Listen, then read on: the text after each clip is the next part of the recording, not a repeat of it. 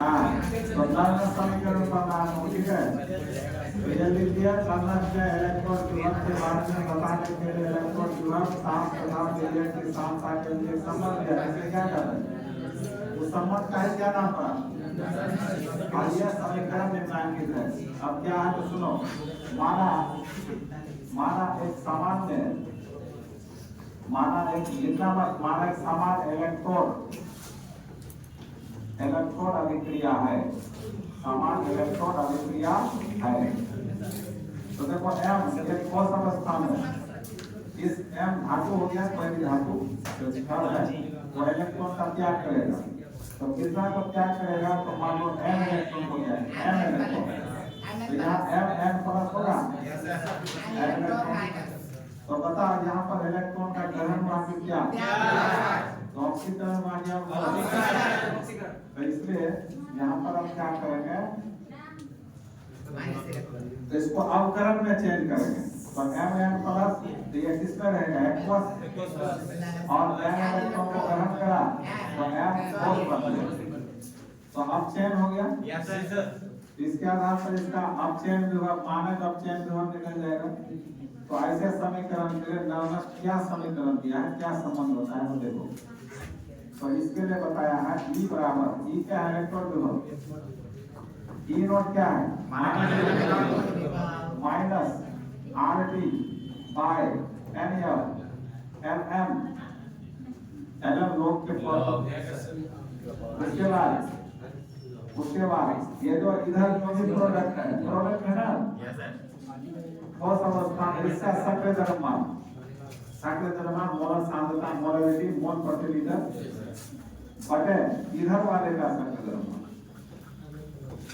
M plus aqueous का सक्रिय द्रव्यमान या मोलर कंसंट्रेशन, ये संबंध होता है। अब इसी को जब भी हम लोग के रूप में लिखेंगे तो E बराबर E nought RT by LF LN का मान 2.303 लॉग। आप देखो ये ठोस अवस्था में है, ठोस अवस्था में सक्रिय द्रव्यमान का मान 1 होता है। कोई पदार्थ ठोस अवस्था में रहेगा ना उसका सक्रिय द्रव्यमान का मान 1 लिया जाता है बटे Mn प्लस एक्वस का सक्रिय द्रव्यमान। तो लिखना पड़ेगा क्योंकि ठोस अवस्था में कोई भी पदार्थ का सक्रिय द्रव्यमान 1 होता है।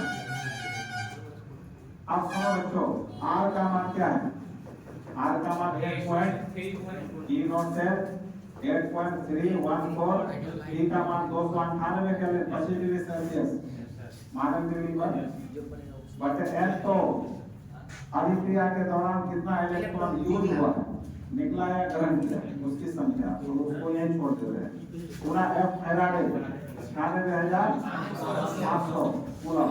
उसके बाद फिर क्या इनटू फिर क्या है 2.3 लॉग 1 बटे आयन का कंसंट्रेशन मोलर कंसंट्रेशन।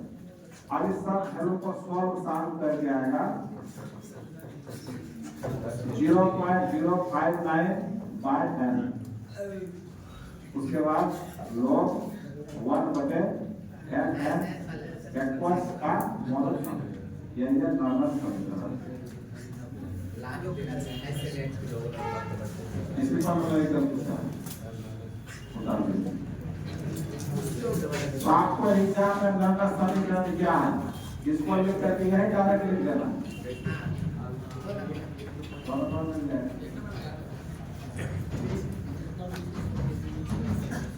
अच्छा एक बात बताओ, अच्छा तुम लोग एक बात बताओ, ये जो अभिक्रिया अर्ध सेल का है कि फुल सेल का है, आधा सेल का है। इसको हम लोग हाँ इलेक्ट्रोड पर आधा सेल अभिक्रिया है, एक इलेक्ट्रोड पर का बात बता दो।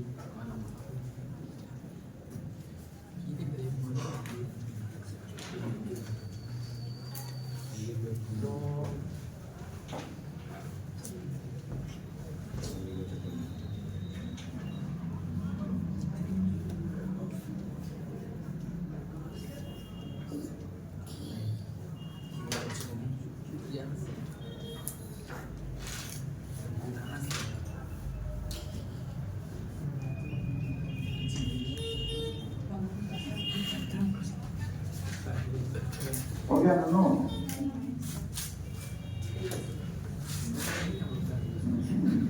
अब कौन क्या चीज है उसके बारे में लिखो। जहां जहां ई क्या है बता दो। इलेक्ट्रॉन विभव है, इलेक्ट्रॉन विभव है। और ई नॉट से क्या है? ई नॉट मानक इलेक्ट्रॉन विभव, मानक इलेक्ट्रॉन विभव है।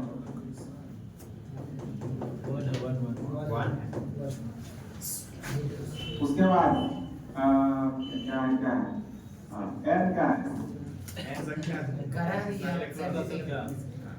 मतलब नंबर ऑफ गेट और लॉस्ट इलेक्ट्रॉन। उसके बाद एफ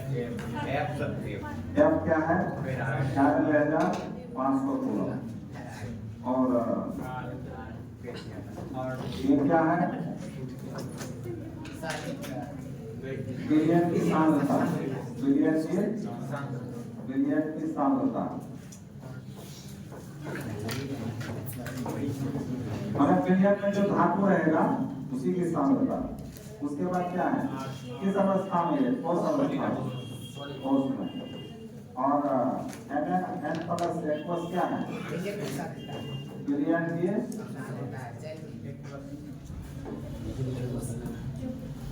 बिलियन की सांद्रता जलीय अवस्था एक्वस स्टेट में। आर है गैस स्थिरांक। आर क्या है? गैस स्थिरांक। आर का मान 8.314 joule kelvin into inverse into mole inverse उतार दीजिए।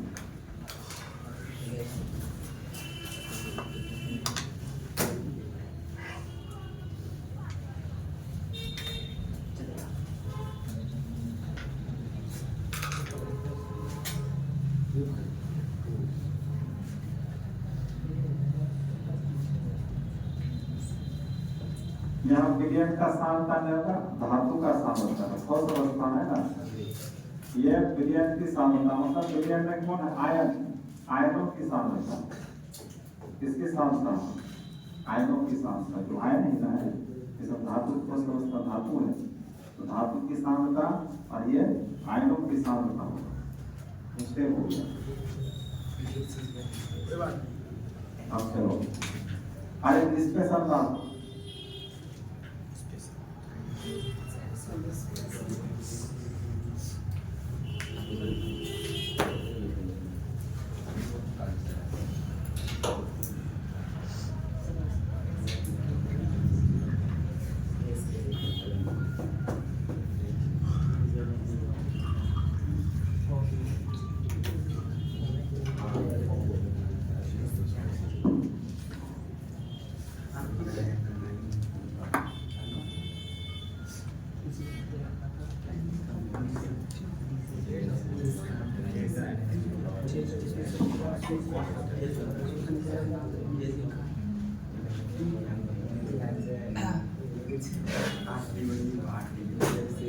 समझ में गया। और एक स्पेशल बात सुपर डुपर, कोई पदार्थ यदि ठोस अवस्था में है, कोई पदार्थ यदि किस रूप में है? ठोस या तरल, जैसे जल या गैस, इस तीनों जैसे हाइड्रोजन गैस, इस तीनों का सक्रिय द्रव्यमान का मान कितना होता है जानते हो? 1। कितना होता है? 1। ये सब यूज में आने वाला है अभी, इसको हम यहाँ साइड में लिख लो।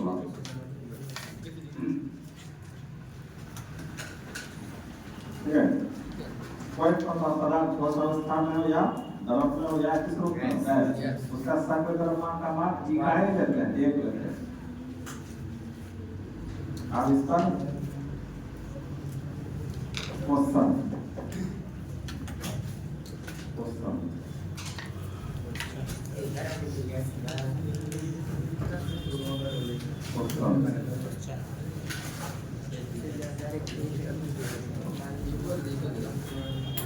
M2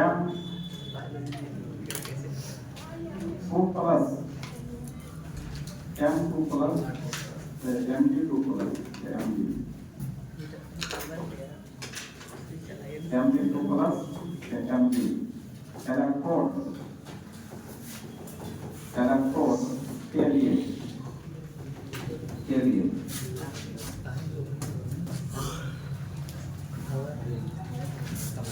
इलेक्ट्रोड विभव क्या है? इलेक्ट्रोड विभव पूछता है, मतलब मैग्नीशियम धातु का क्षण डुबाया गया है, तो इसके लिए इलेक्ट्रोड विभव क्या है ये पूछता है। ये तब निकालने को तो सूत्र समीकरण दिया है।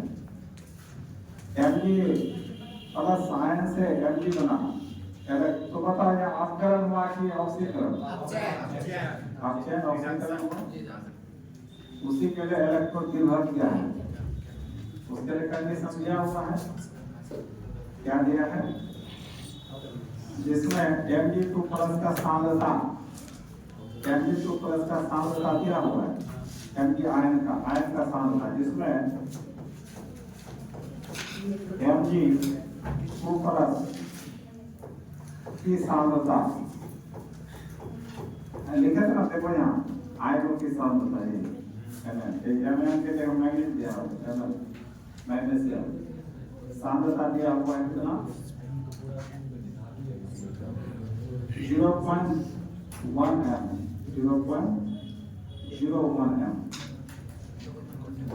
0.01 m है, बस ये है।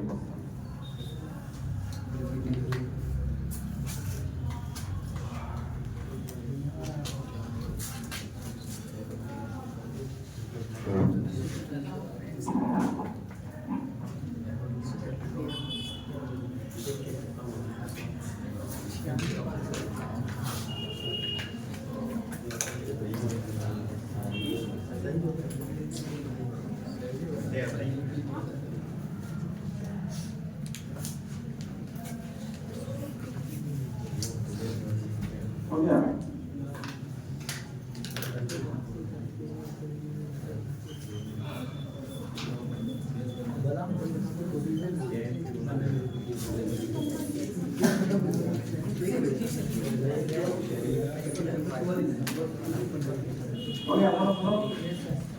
बना पाओगे क्या? बहुत आसान है, कुछ है नहीं इसमें। देखो ना क्या है, मैग्नीशियम आयन, जो मैग्नीशियम धातु का क्षण डुबाया गया है, उसके लिए इलेक्ट्रोड विभव पूछता है। इलेक्ट्रोड विभव में इसका नाम पूछता है। और क्या है, जिसमें मैग्नीशियम आयन की सांद्रता, मतलब ये आयन है ना, ये ना सांद्रता हुआ, इसका ध्रुव दिया हुआ। तो क्या सूत्र है, उसी सूत्र को लागू करें। E बराबर क्या है, बोलो? E not. तो E नॉट किसका? मैग्नीशियम का लेना होगा। मैग्नीशियम ये दिया रहता है, इसका ध्रुव ये दिया रहता है, इसका ध्रुव होता है -2.37, -2.37 बोलो। हाँ दिया हुआ, इसे लेकिन तो हम तो नहीं दिए हैं, दे देते हैं, दिया है। E नॉट Mg2 प्लस से Mg -2.37 वोल्ट दिया हुआ, ये दिया रहेगा आपको क्वेश्चन। सांद्रता और ये दोनों दिया रहेगा, तो नहीं बना पाओगे। तो यहाँ क्या था सूत्र? E बराबर E नॉट माइनस इतना बाय इतना, तो E नॉट की जगह मैग्नीशियम का ये ना यूज करना है, -0.059 बाय क्या n log 1 बटे क्या, यहाँ Mg2 प्लस कितना है ना, तो इसका ध्रुव दिया हुआ है कितना? -2.37, उसके बाद -0.059, अब n का मान बताइए, तो ही ना गरम करेगा, तो हो गया। उसके बाद log 1 बाय इसका सांद्रता दिया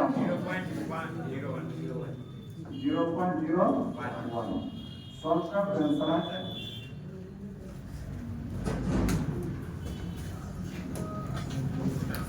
तो क्या है आंसर बोलिए?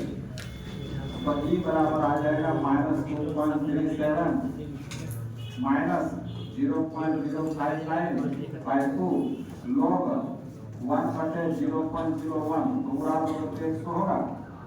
तो log 100 को क्या लिखोगे? कितना में 2 से भाग लो तो 0.029 आएगा। देखो भाग देते हैं। अब यहाँ log 100 को क्या लिखोगे? ऐसे लिखोगे, पावर गुना होता log के साथ। तो -2.37 - 0.0295 गुना 2 गुना log 10 का मान 1 होता है। log 10 का मान 1 होता है। तो 1 को करोगे इसका मान 1 होता है। तो क्या होगा? -2.37 - 0. गुना करो 2 से, दिया हो जाएगा 0.059।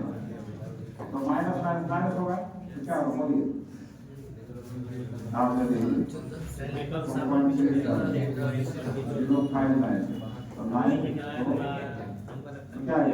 -2.49 भैया कैंसर क्या होगा? और कैंसर होगा।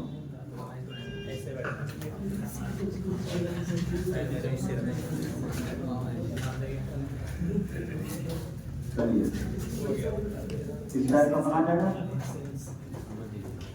अब यह तो एक हाफ इलेक्ट्रॉन के लिए ऐसा समीकरण हुआ। अब पूरा ये इलेक्ट्रोकेमिकल शेल के लिए क्या समीकरण हुआ? इलेक्ट्रोकेमिकल में 2 इलेक्ट्रोड होता है ना, दोनों को जोड़ना पड़ेगा। तो उसके लिए जोड़ना होना नहीं, हम डायरेक्ट समीकरण लिखते हैं। आपको सिर्फ याद रखना है, मुझे पूछता नहीं है, पूछेगा भी नहीं कभी।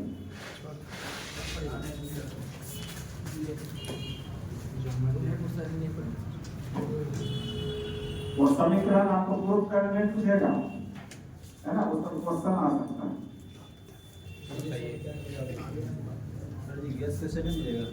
सब लिखेंगे विद्युत रासायनिक सेल, या हम लोग क्या बोलते हैं गैल्वेनिक सेल या गैलियम सेल, सबके एक ही बात गैलियम सेल के लिए इलेक्ट्रॉन विभव ज्ञात करना। इलेक्ट्रॉन विभव ज्ञात करना इसकी सहायता से नॉर्मल समीकरण की सहायता से अभी हम लोग ये जो समीकरण लिखे नॉर्मल किसी हाफ सेल के लिए लिखे हैं, और इलेक्ट्रोकेमिकल से 2 हाफ सेल होता है ना, दोनों मिलकर ना पूर्ण सेल होता है, विद्युत रासायनिक सेल जिसको कहते हैं। उसके लिए अपना समीकरण क्या है?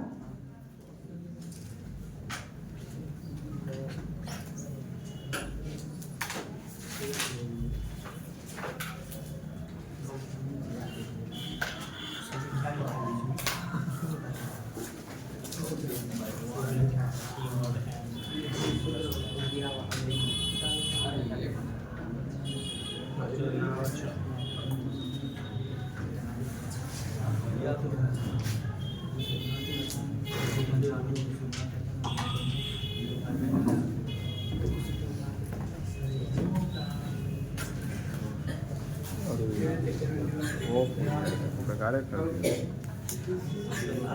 हटाना है कुछ चीज चालू नहीं था सर, चालू ही नहीं था।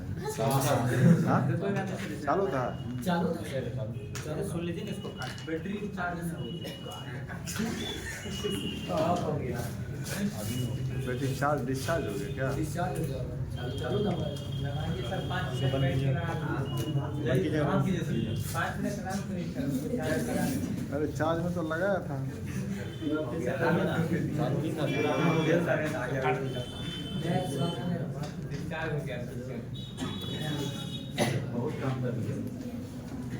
पहले चालू था।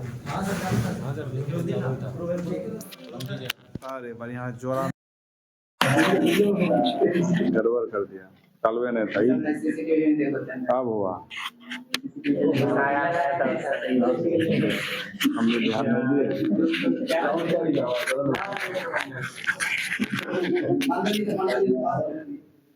इसको बंद कर दें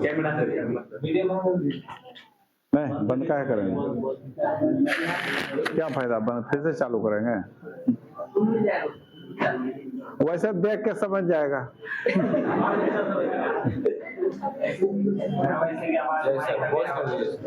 नहीं पैक था तो हाँ नहीं बढ़िया से गया होगा माइक का आवाज गया होगा नहीं ये बढ़िया से पैक रहेगा तो नहीं जाएगा ये ढीला था ना तो गया होगा ये अब देखना ही पड़ेगा क्या हुआ है अच्छा खैर ज्यादा नहीं हुआ है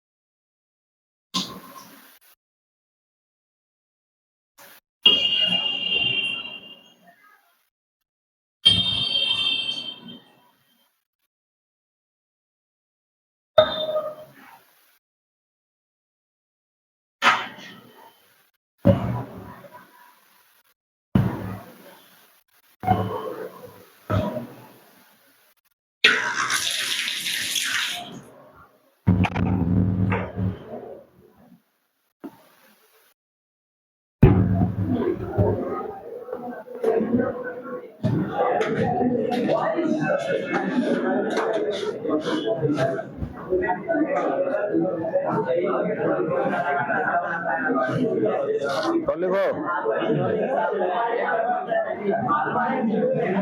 हो गया इतना हेडलाइन लिख लिया तो अब देखो बच्चों तो इसके लिए नया समीकरण है E equal to E not cell माने E सेल भी लिख सकते हो यार इलेक्ट्रॉन विभव सेल का ही ना होगा तो E सेल पूरे सेल का बात हो रहा है माइनस वहां सेल नहीं लिखे थे उसमें आधा के लिए था आधा इलेक्ट्रॉन का बात था तो उसके बाद 0.059 बाई m उसके बाद log अब यहाँ केवल लिखना है एनोड की सांद्रता बटे कैथोड की सांद्रता बस यही समीकरण चेंज हुआ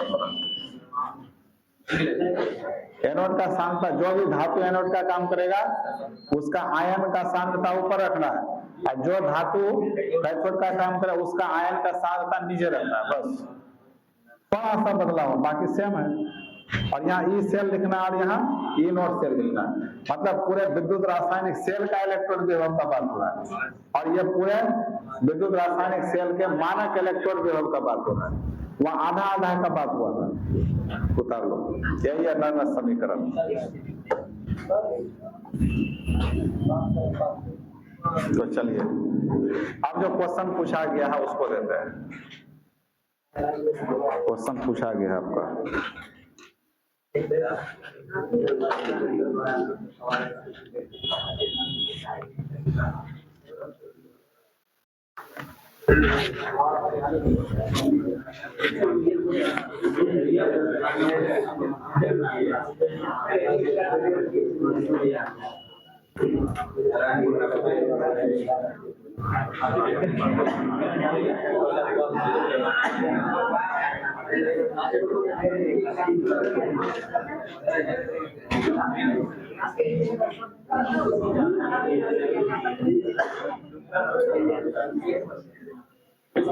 एनसीईआरटी का क्वेश्चन है वो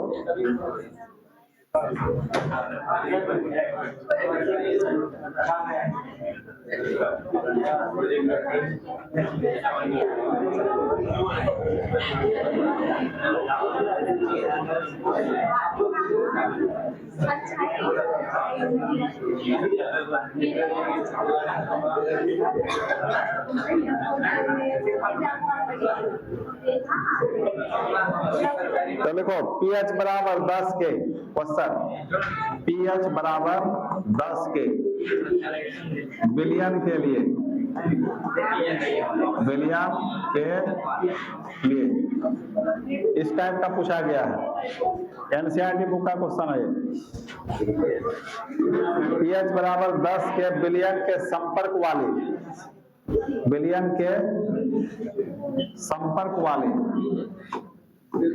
संपर्क वाले इंपोर्टेंट क्वेश्चन है।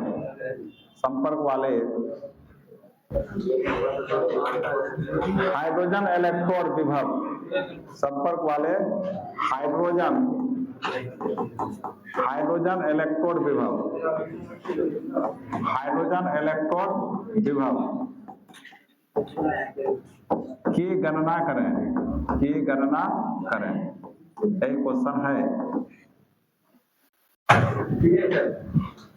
pH का मान 10 दिया हुआ है, ठीक है, और बिलियन के संपर्क वाले hydrogen electrode.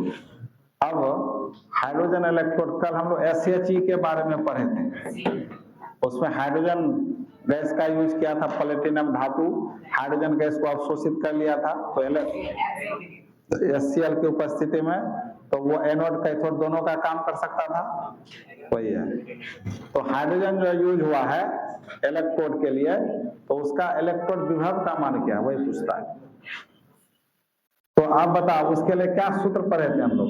Hydrogen H ion में आया था, बिलियन का H plus ion HCl acid लिया था ना, एक इलेक्ट्रॉन को ग्रहण करा तो क्या बना था H, लेकिन H तो I के लिए रहेगा नहीं, तो दो बना गैस रूप में, ये गैस रूप में आपका बाहर होता है।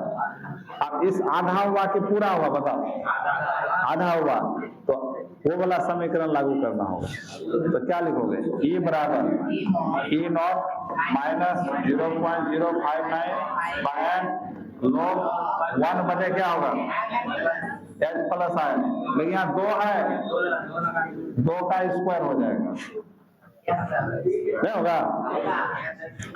तो अब E बराबर E नॉट सेल माइनस, अच्छा नो H प्लस आयन का सांद्रता कहीं झलक रहा है, नहीं झलक रहा है, उसको लाना पड़ेगा, pH दिया हुआ है। तो सुनो, pH निकालने का एक तरीका होता है, सूत्र होता है, pH बराबर P के जगह माइनस log लिखा जाता है, P के बदले माइनस log यूज होता है, और H है H आयन की सांद्रता, H है H आयन की सांद्रता। यदि आप यहां से H प्लस आयन लिखना चाहोगे तो ये हो जाता है, ये 10 पर, ये जो log 10 है कि नहीं बताओ, बेस 10 है तो 10 नीचे, और ये जो pH है इस पर पावर आ जाता है, इसे माइनस pH, मतलब H प्लस आयन निकालने का यही सूत्र होता है, सूत्र याद रखना है। अब pH का मान कितना दिया हुआ है, तो H प्लस आयन की सांद्रता कितना हो गया, 10 पर माइनस 10 m है ना सांद्रता, मोलरिटी, एंगस्ट्रम मोलरता है। तो H प्लस आयन का मान पता चल गया। अच्छा अब N का मान बताइए कितना होगा, N दोनों यूज हुआ है, तो 0.059 बटे क्या 2 log 1 बटे, इसकी सांद्रता कितना है, इसकी सांद्रता कितना है 10 पर माइनस 10, तो 10 पर माइनस 10 पर पावर क्या होगा 2, तो E बराबर, अच्छा हाइड्रोजन इलेक्ट्रोड का मानक इलेक्ट्रोड विभव कितना 0, तो 0 हो गया, इसमें भाग दो, क्या इसी में रहने दो, बटे 2 log, अब इसको सॉल्व करिए आप,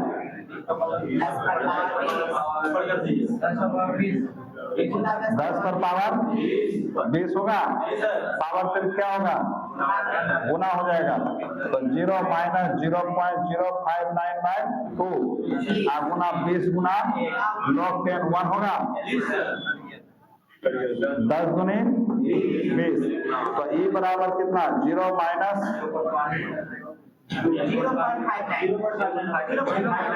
0 माइनस 0.9 होल ये हुआ आंसर इलेक्ट्रॉन विभव आ गया आया समझ में। देखो ये पूछा था 1700 में ऐसे ही टाइप का क्वेश्चन पूछा था 17-18 में आज कहीं से नहीं था एनसीईआरटी बुक से ही था। एनसीईआरटी में आदमी फोकस नहीं करता है समस्या बन जाता है खासकर केमिस्ट्री में।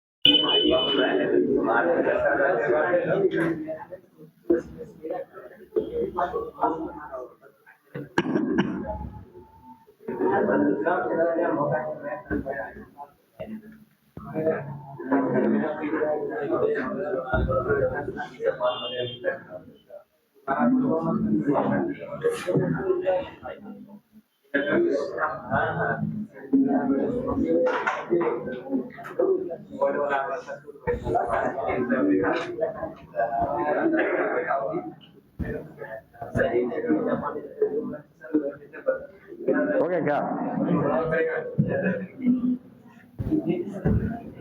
लिखो बच्चों लिखो जल्दी जल्दी अब सुनो अब इसमें हम लोग को पढ़ना है नर्वस समीकरण की सहायता से साम्य स्थिरांक ज्ञात करना मतलब लिखो नर्वस समीकरण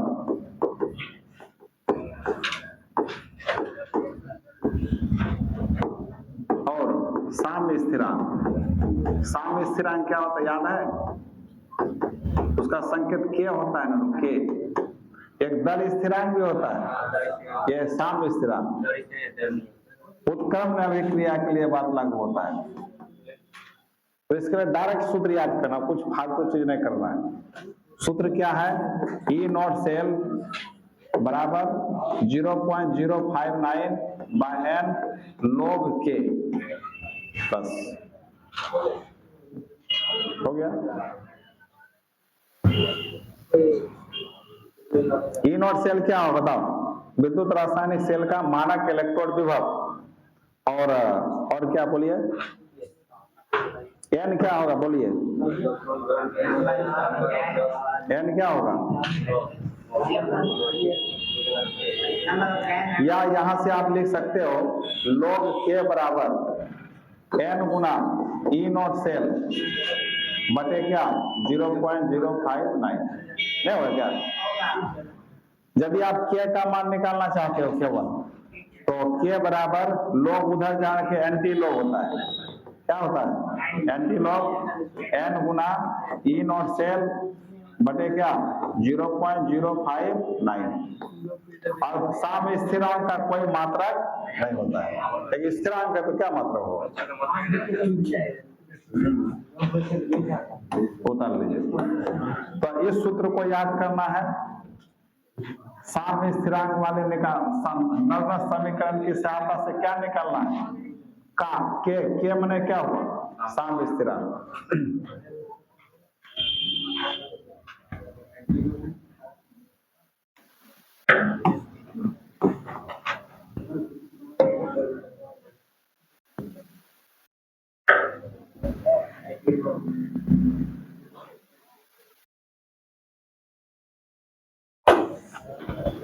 और जो ऑब्जेक्टिव में पूछा था इससे उसको लिखो।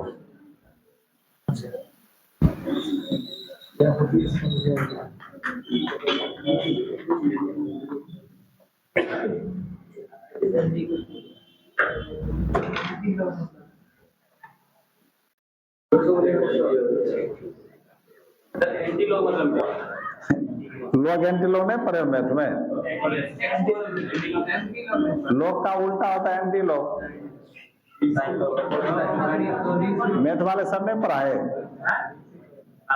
एक टेबल है मैथ का, लास्ट बुक में केमिस्ट्री में भी रहता है, फिजिक्स में भी रहता है। हाँ 11th में थे। तो खैर एंटी लोग वाला तुम लोग नहीं पूछने वाला, खाली ये सूत्र याद रखो बस। अब सुनो, ध्यान रखो। अब साम्य अवस्था में जो दोनों होता है, साम्य अवस्था में ऐसे लिखो, विद्युत रासायनिक सुपर डुपर ऑब्जेक्टिव के लिए, विद्युत रासायनिक सेल के साम्य अवस्था पर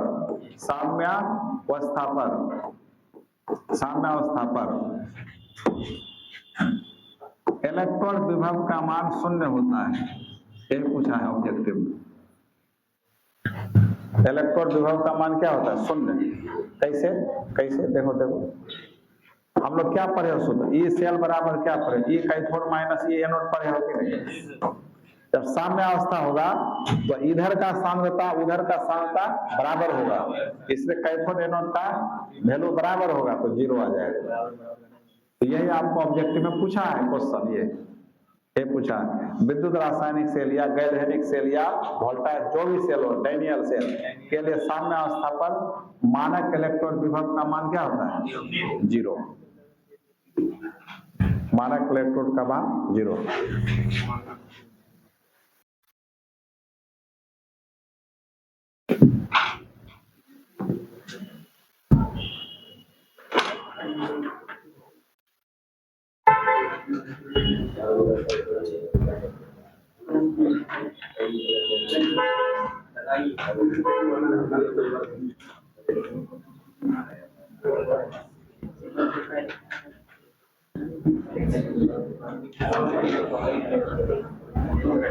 मानक इलेक्ट्रोड विभव ने गड़बड़ बोल दी। इलेक्ट्रोड विभव मानक नहीं, कौन होता है? इलेक्ट्रोड। तब जी नॉट इधर आता है, ये होगा। जैसे देखो अभी एक समीकरण था ना, ई सेल बराबर क्या था? E not cell minus 0.059 by n log 1 by था कि नहीं? एनोड बाय कैथोड या 1 बाय इतना जो लिखो। सेल के लिए तो एनोड बाय कैथोड होगा, तो इसी का मान 0 होता है, 0। अब जब 0 होगा तो ये और ये आपस में बराबर होगा कि नहीं? वही बात वहां लिखा गया डायरेक्ट। और ये जो एनोड बाय कैथोड है उसी के जगह के सी लिखा जाता है, एनोड बाय कैथोड के जगह के लिखा गया है, मतलब इसी का वो रूप है।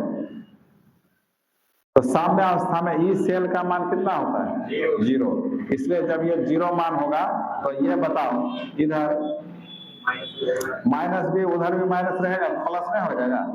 तो ई सेल बराबर क्या हो जाएगा? 0.059 बाय एम। और लोग एनोड बाय क्या था? Cathode. Anode by cathode.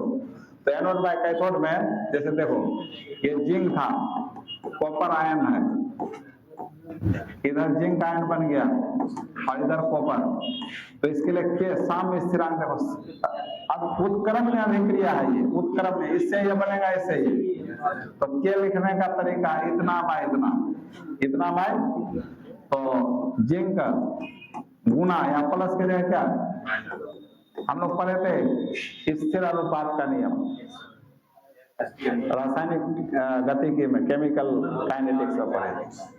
Product बटे उत्पाद, प्रोडक्ट बटे अधिकारक। तो फिर क्या होगा? जिंक गुना क्या? कॉपर। तो ये ठोस का 1 वैल्यू कट जाएगा, तो जिंक बटे क्या बनेगा? कॉपर। तो वास्तव में यह जिंक आयन बटे क्या लिखा हुआ? Copper ion. तो ये वैल्यू किसके बराबर है? इसलिए इसके बदले के लिखा गया। एक कहने का मतलब तो खैर उतना नहीं जाना है, आपको सिर्फ ये याद रखना विद्युत रासायनिक सेल के सामने आप इस सेल का मान क्या होता है? 0 होता है। समझ गए? देखो क्वेश्चन पूछा भी है तुमको, स्थिर अनुपात का नियम है, स्थिर पिंड कार्य का नियम, स्थिर अनुपात का नियम तुमको लिखे थे कि इसके अनुसार ये ऐसे एक समीकरण दिए थे, कोई a प्लस बी है, ये कोई प्रोडक्ट बनाता है तो दर बराबर k और a गुना b, ऐसे नहीं बताए थे स्थिर अनुपात का नियम में? हाँ, द्रव्यानुपाती, सॉरी, हाँ, द्रव्यानुपाती क्रिया का नियम, द्रव्यानुपाती क्रिया का नियम ये पढ़ाए थे। तो सुनो, ये जो क्वेश्चन पूछा है, हाँ देखो 2021 में पूछा है, किसी सेल अभिक्रिया की और विद्युत रासायनिक सेल कि साम्य अवस्था पर सेल का विद्युत वाहक बल, क्या है ना, विद्युत वाहक बल है होता है, ऑप्शन है तुम्हारा धनात्मक, शून्य, ऋणात्मक, इनमें से कोई शून्य होता है। समझ गए? अब चलो, अब इस टॉपिक का लास्ट पार्ट, मतलब ये विभव वाले का लास्ट पार्ट, उसके बाद हम लोग को पढ़ना है गिब्स मुक्त ऊर्जा, गिब्स मुक्त ऊर्जा, उसको मानक गिब्स ऊर्जा लिखो, मानक गिब्स ऊर्जा, इसको डेल्टा मानक गिब्स ऊर्जा परिवर्तन, डेल्टा जी नॉट और साम्य स्थिरांक, साम्य स्थिरांक के बीच संबंध, के बीच संबंध, ये हेडलाइन लिखिए। अब गिब्स मुक्त ऊर्जा क्या है इसको समझिए। हालांकि फिजिक्स का बात है, थर्मोडायनेमिक्स चैप्टर था, केमिस्ट्री में भी था, उसमें हम नहीं पढ़ाए थे उसको, तो थोड़ा बता देते हैं। जैसे मान लिए शमशाद के पास 1020 रुपया है, कितना है, वो मार्केट गया, उसको देखा मार्केट में अच्छा चीज खाने का है, उसका मन में आ गया नहीं इसको खाना चाहिए, ठीक है, तो 1020 रुपया था, तो उसके पास कुल ऊर्जा, उसका आंतरिक ऊर्जा कितना हुआ, 1020 रुपया, उसका एक पावर हुआ 1020 रुपया, उसको घर से मिला है और कटिहार में रह रहा है, तो उसको मार्केट गया कोई काम कुछ खरीदने, तो मन में आ गया नहीं आज होटल में कुछ खाएंगे, तो 1020 रुपया है, कुल आंतरिक ऊर्जा उसका हो गया। अब वो क्या कहेगा, सोचेगा कि नहीं हम 20 रुपया का ही कुछ खा लेते हैं, 1000 खर्च नहीं करेंगे, 1000 रख देंगे, भविष्य में काम देगा। तो कुल आंतरिक ऊर्जा था 1020 रुपया, और उसमें कितना खर्च कर दिया, तो 20 रुपया जो खर्च किया, तो उसका कुल आंतरिक ऊर्जा से कुछ ऊर्जा बाहर हो गया, तो कुछ ऊर्जा जो अपना बाहर में खर्च कर दिया, उसी का नाम होता है गिब्स मुक्त ऊर्जा। और गिब्स वैज्ञानिक का नाम है, उन्होंने इस कंसेप्ट को दिया था, उसी के नाम पर है गिब्स मुक्त ऊर्जा। मतलब किसी सिस्टम में, किसी तंत्र में, कोई वस्तु में वैसा अतिरिक्त ऊर्जा जिससे कोई काम संपन्न किया जा सके, उसी का नाम होता है गिब्स मुक्त ऊर्जा। उतना फेरे में नहीं जानना, शॉर्टकट बता दिए। अब इसका सूत्र याद रखना है, डेल्टा जी नॉट और माइनस 2.303 RT log KC, बस।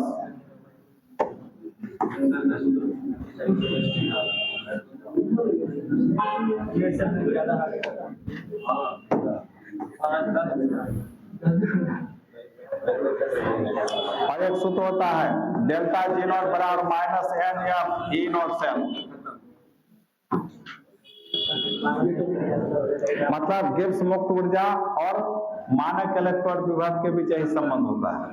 ये दोनों सूत्र याद कर लो, समझ गए इस चैप्टर का। हाँ, मेन पार्ट खत्म। अब जो थोड़ा सा है और 15-20 मिनट और लगेगा इस चैप्टर को खत्म करना। हाँ, चैप्टर है खत्म। अब लिखो हाँ तो फिजिकल खत्म है अभी, तो ऑर्गेनिक थोड़ा है, शाम में खत्म होगा। पढ़ा करके ना खिलाएंगे, वैसे फ्री में खिला देंगे। अब सुनो,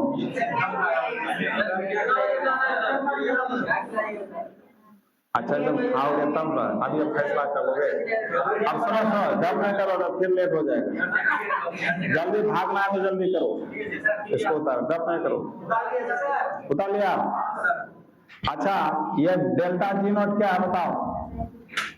मानक गिब्स मुक्त ऊर्जा परिवर्तन। डेल्टा में परिवर्तन, जी नॉट क्या हुआ? मानक गिब्स मुक्त ऊर्जा, और सूत्र होता है -2.303। आरटी तो जानते हो, LMKC या के लिखो, खाली क्या लिखोगे? केसी लिख दो, केसी क्या लिखोगे? केसी। साम स्थिरांक को केसी से ही सूचित करते हैं। अच्छा पीछे भी केसी छूट गया है, कैसे लिख दो, कैसी वो क्या होगा? दर स्थिरांक हो जाएगा, खाली लिखोगे, नहीं होगा दर स्थिरांक। कैसी सुधार लो, कैसी के जहां लिखे थे कैसी होगा वहां पर। चलो अब, और ये डेल्टा जी नॉट फिर क्या हुआ बोलो? मानक मुक्त गिब्स मुक्त ऊर्जा। एन क्या है बताओ? अभिक्रिया के दौरान जो इलेक्ट्रॉन ग्रहण होगा क्या हो? यह क्या है? और ई नॉट सेल क्या है? वही उसका मान E cathode minus C N anode से निकालते हैं, ठीक है, विद्युत वाहक बल। अब चलिए, अब हम लोग को जो मेन पढ़ना है व्यावसायिक सेल। व्यावसायिक सेल लिखो, ये हेडलाइन। व्यावसायिक सेल, व्यावसायिक सेल को बैटरी बोलते हैं। क्या बोलते हैं? बैटरिया। लिखो बैटरिया, लिखो लिखो, बैटरी क्या होता है? तुरंत हो जाएगा 15-20 मिनट में आपका कहानी।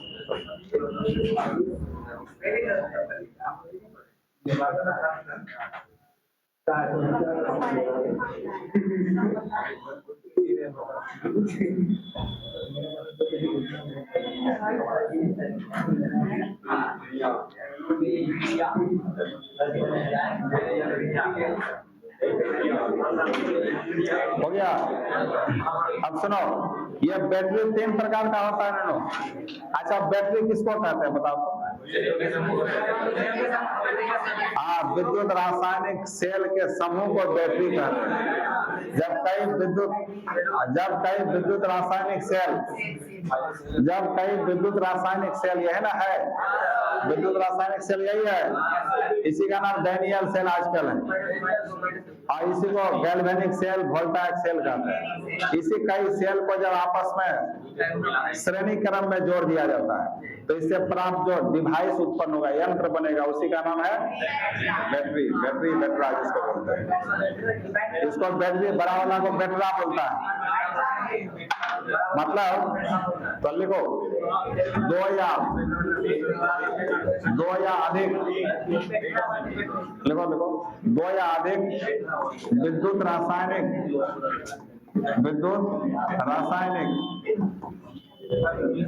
सेलों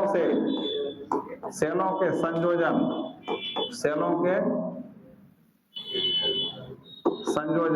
कैसा संयोजन? श्रेणी क्रम, सीरीज में संयोजन से प्राप्त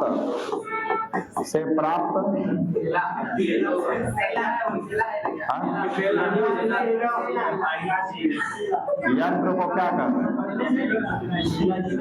बैटरी का। देखो हल्ला नहीं करो।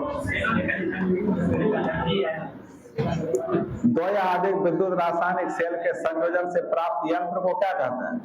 बैटरी कहते हैं। बैटरी मुख्यतः 3 प्रकार का होता है बच्चों। कितने प्रकार का?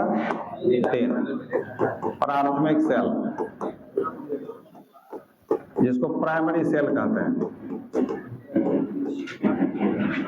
यही आपको एक बार पूछा है 2 नंबर में, प्राथमिक सेल किसे कहते हैं? तो प्राथमिक सेल क्या है? यही सब है प्राथमिक सेल, ये जो बैटरी है, इसको दोबारा रिचार्ज कर सकते हैं क्या? नहीं कर सकते हैं।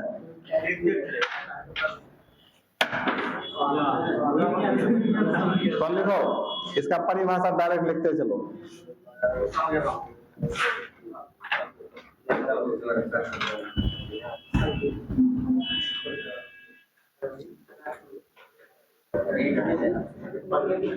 हो गया? तो लिखो, जिस सेल या बैटरी, जिस सेल या क्या बैटरी को केवल एक बार ही प्रयोग कर सकते हैं, क्यों प्रयोग कर सकते हैं इसको? क्योंकि इन्हें दोबारा आवेशित चार्ज नहीं कर सकते हैं, नहीं किया जा सकता है।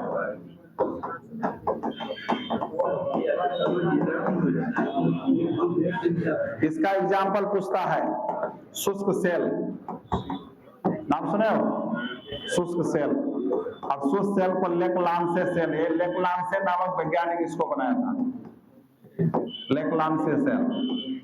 ये जो टॉर्च में, खिलौना में, दीवार घड़ी में जो घड़ी बैटरी लगता है, वही क्या है? ड्राई सेल है, शुष्क सेल। एवरीडे, निप्पो, ड्यूरासेल, ये ड्यूरासेल है। ये सब क्या है? प्राइमरी सेल है। शुष्क सेल इसी को कहते हैं। तो शुष्क सेल की बनावट क्या है, सब पूछता नहीं है फालतू का। शुष्क सेल एक मरकरी सेल होता है ना, मरकरी सेल जो घड़ी में लगता है, चिपटा इस तरह गोल बैटरी में होता है, स्टील का बना हुआ, स्टील का मेटल होता है। आगे में घड़ी में यूज होता है, तो कैलकुलेटर में यूज होता है, खिलौना में, वाल घड़ी में भी ये सब यूज होता है, और रिमोट में भी यूज होता है। तो ये शुष्क सेल, मरकरी सेल, ये सब दोनों किसके अंतर्गत आएगा? क्योंकि हम इसको एक बार यूज करते हैं, दोबारा यूज नहीं करते हैं, क्योंकि बार बार इसको रिचार्ज नहीं कर सकते। एक बार काम कर लेगा, फेंक देना पड़ता है इसको। देखो कितना फेंके हैं। तुम लोग अपने समझदार हो। लिखो दूसरा नंबर, द्वितीयक सेल। इसी का नाम है संचायक सेल। इसको बोलते हैं सेकेंडरी सेल, या इसी का नाम है स्टोरेज सेल। तो बोलिए, जिस सेल या बैटरी का प्रयोग बार बार करते हैं, क्योंकि इसे क्या करते हैं? क्योंकि इसे दोबारा चार्ज किया जा सकता है। जैसे ये जो आपके सामने रखा हुआ है, या मोबाइल का बैटरी, वो भी तो क्या सेकेंडरी है ना, है बार बार चार्ज करते रहते हैं दिन भर तुम लोग। तो इसका एग्जाम्पल शीशा संचायक सेल। क्या होता है? शीशा संचायक सेल। यही आपका जो बैटरा रखा हुआ है शीशा, उसके अंदर लेड भरा हुआ है, शीशा भरा रहता है, इतना भारी होता है इतना, तो शीशा संचायक सेल। और मोबाइल का बैटरी, वो भी है लिथियम सेल। कौन है? वो भी आपका निकेल कैडमियम सेल। ये सब क्या है? द्वितीयक सेल। बार बार यूज करके हम लोग रिचार्ज करके यूज करते हैं। तीसरा आता है ईंधन सेल। यह ज्यादा यूजफुल है आपका, पूछ सकता है, एक बार पूछा है ये। ईंधन सेल, फ्यूल सेल।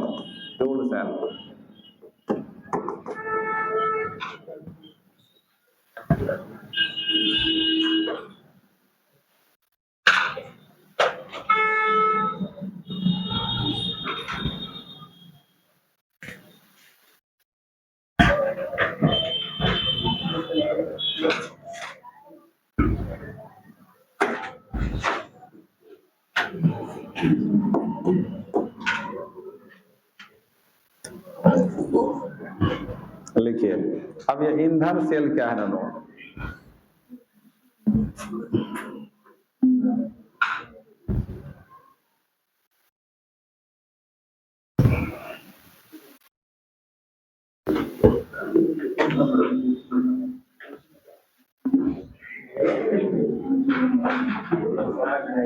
तो सुनो यह ईंधन सेल का यूज कौन करता है, अंतरिक्ष यात्री जो अंतरिक्ष यान लेके जाता है, ईंधन सेल इसरो सब जो है नासा जैसे है ये सब सेल का यूज करता है, अंतरिक्ष यान जो बनाता है, समझ गए। तो अब इसमें कौन सा ईंधन यूज होता है, तो हाइड्रोजन भी यूज हो सकता है, ऑक्सीजन भी यूज हो सकता है, मीथेन मिथाइल अल्कोहल ये सब ईंधन के रूप में जो उसमें संचित रासायनिक ऊर्जा है उसको विद्युत ऊर्जा में बदल देता है। यह भी एक प्रकार का गैल्वेनिक सेल ही है, लेकिन इसमें डायरेक्ट ईंधन यूज करता है। और उसमें क्या था, छड़ सब यूज करता है इसमें, ये सब बैटरी में। हाँ ये महंगा होता है, सबके बस की बात नहीं है। तब लिखो वैसा गैल्वेनिक सेल, वैसा गैल्वेनिक सेल जिसके द्वारा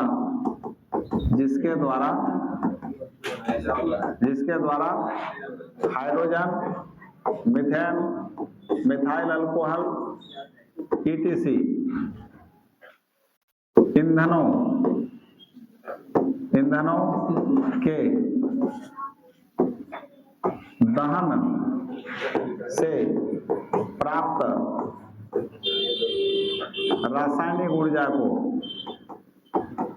ईंधनों के दहन से प्राप्त रासायनिक ऊर्जा को किसमें बदलते हैं, विद्युत ऊर्जा में बदला जाता है। ये पूछा है इंपोर्टेंट, सुपर डुपर करो, ये भी इस बार में पूछ सकता है 5 नंबर में। हाँ ईंधन सेल क्या, इसकी बनावट और क्रिया विधि का वर्णन करें, ऐसे पूछ देगा।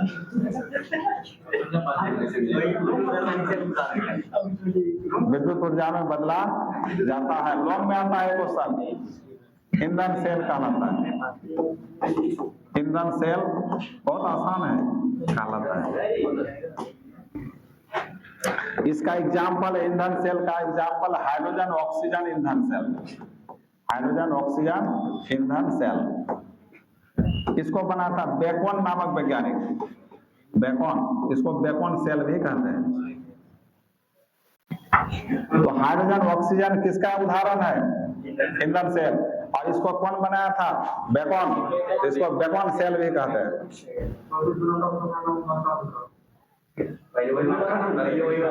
पहले मोफलर तो हटा तो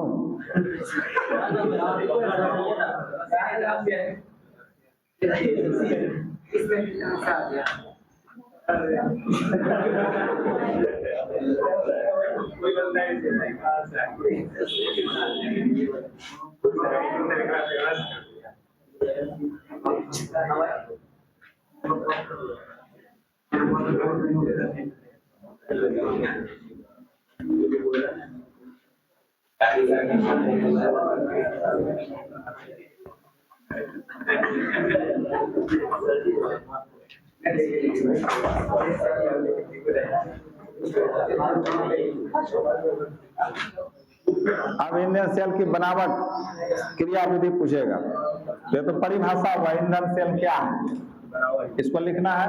उसके बाद इसकी बनावट एग्जाम्पल में लिख दिया, तो अब आपको लिखना होगा H2O2 ईंधन सेल की बनावट,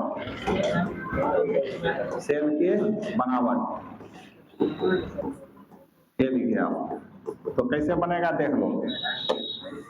तो सबसे पहले आप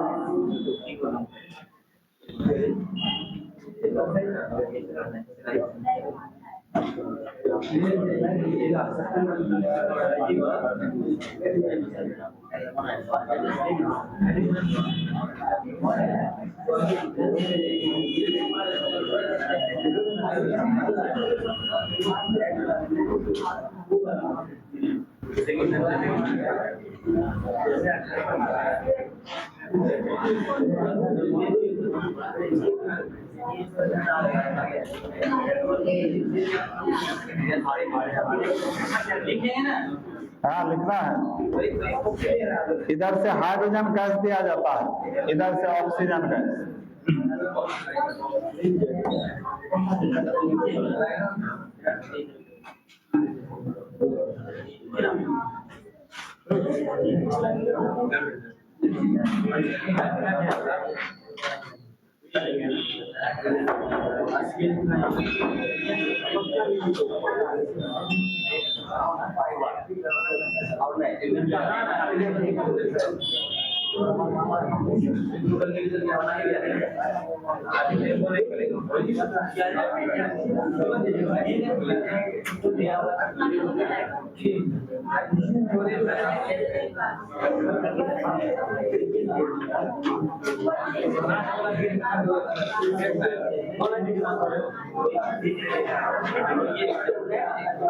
जाओ हल्ला नहीं करो।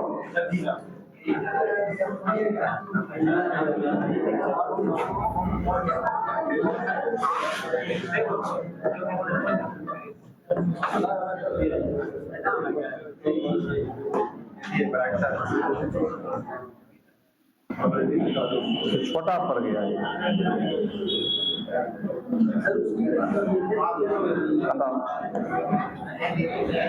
मैं भरा हुआ है ये, क्या भरा हुआ है दोनों?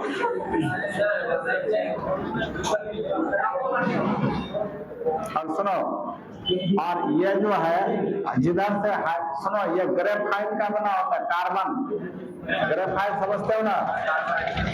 तो ये एनोड का काम करता है और ये कैथोड का काम करता है।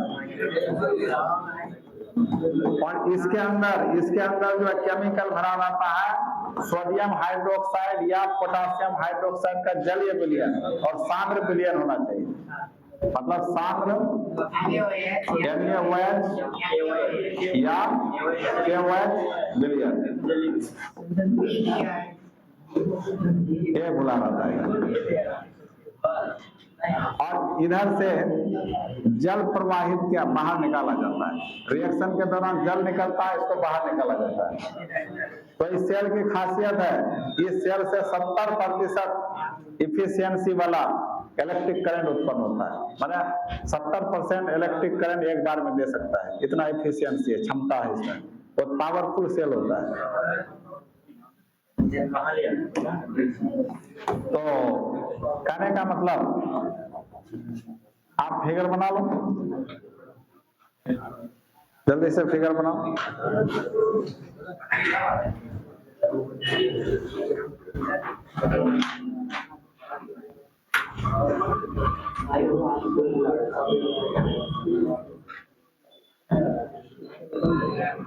यहाँ एनोड किसका काम करेगा, माइनस की प्लस?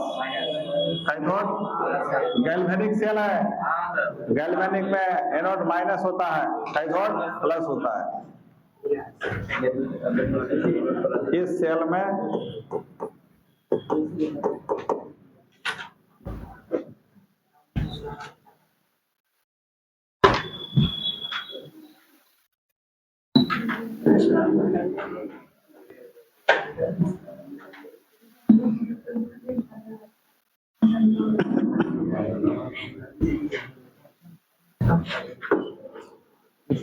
इस सेल में ईंधन किसका प्रयोग करते हैं? ईंधन के रूप में हाइड्रोजन एंड ऑक्सीजन का प्रयोग करते हैं। और इलेक्ट्रोड जो है, दोनों क्षार, इलेक्ट्रोड किसका प्रयोग करते हैं? इलेक्ट्रोड प्रयोग करते हैं कार्बन में प्लेटिनम या पैलेडियम। कार्बन में वही ग्रेफाइट में प्लेटिनम या पैलेडियम मिला करके उसमें यूज किया जाता है। वो थोड़ा थोड़ा छिद्र होता है, छिद्र युक्त होता है सब। ये सब जो प्लेट है ना, बीच में थोड़ा थोड़ा हल्का हल्का छिद्र होता है, जो दिखाई नहीं पड़ेगा, छिद्र युक्त होता है। उसके बाद एनोड के रूप में कौन काम करता है?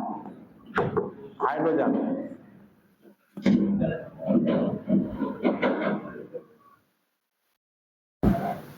उतारो जल्दी जल्दी उतारो। कितना मिनट का वीडियो हुआ? मतलब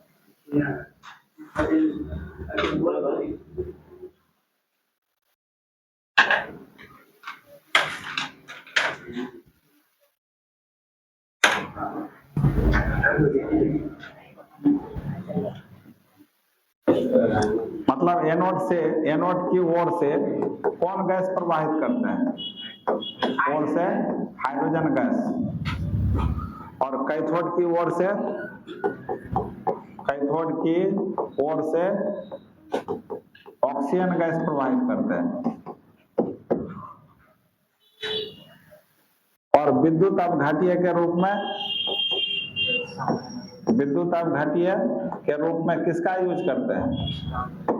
सांद्र KOH NaOH या क्या KOH का जलीय विलयन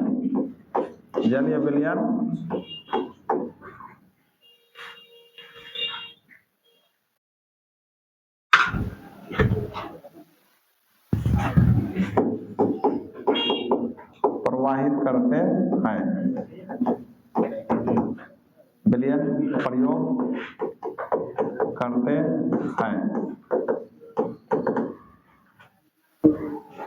तो सेल के बारे में पूरा लिख दिए। अब इस पर रिएक्शन कैसे होता है, कैसे विद्युत धारा उत्पन्न होता है, सेल की बनावट हुआ ये।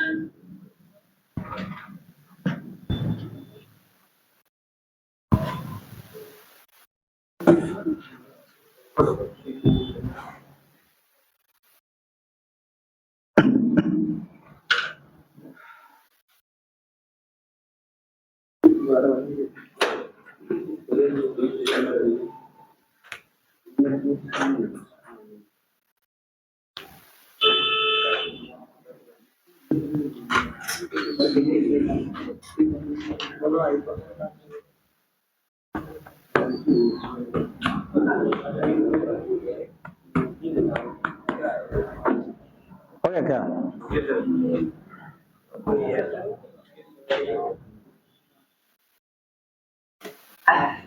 अब सेल में कौन सा रासायनिक अभिक्रिया होगा, इसको लिखना है।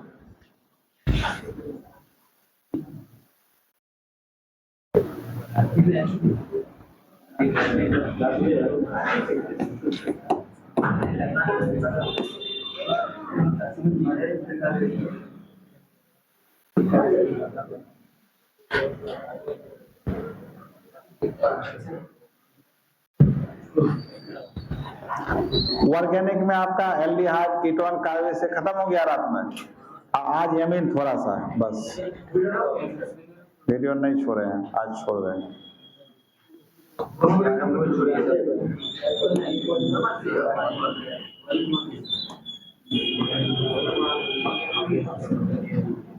तो इसके नीचे लिखिएगा सेल में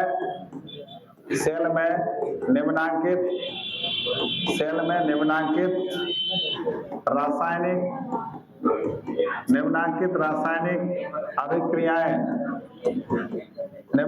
रासायनिक अभिक्रियाएं होती है। तो पहले एनोड पर जाएंगे हम लोग। किस पर जाएंगे? एनोड पर। एनोड यही ना हुआ आपका, इस पर कौन सा क्रिया होगा? ऑक्सीकरण होगा। एनोड पर ऑक्सीकरण होगा, तो इलेक्ट्रॉन का त्याग होगा कि ग्रहण? त्याग होगा। तो देखो बच्चों, देखो इधर देखो,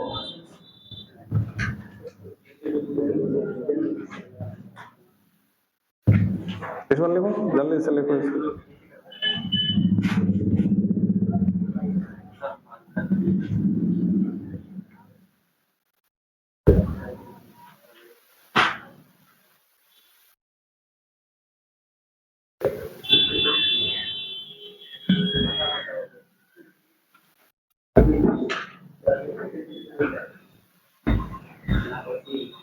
इसलिए इस समस्या को दूर करने के इस बार डेली क्लास कर दिया है, लास्ट में भीड़ नहीं पड़ेगा। हर साल यही होता है, बस सिलेबस है इतना है ना, और सप्ताह में 3 दिन पढ़ाई, इसलिए ऐसा हो जाता है। हर सब्जेक्ट का ही है। अब बीच बीच में एग्जाम छुट्टी तो कौन पर्व छुट्टी क्या क्या छुट्टी होता है।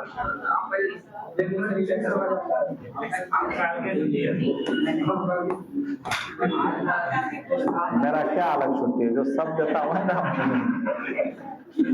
हाँ तो अब देखो,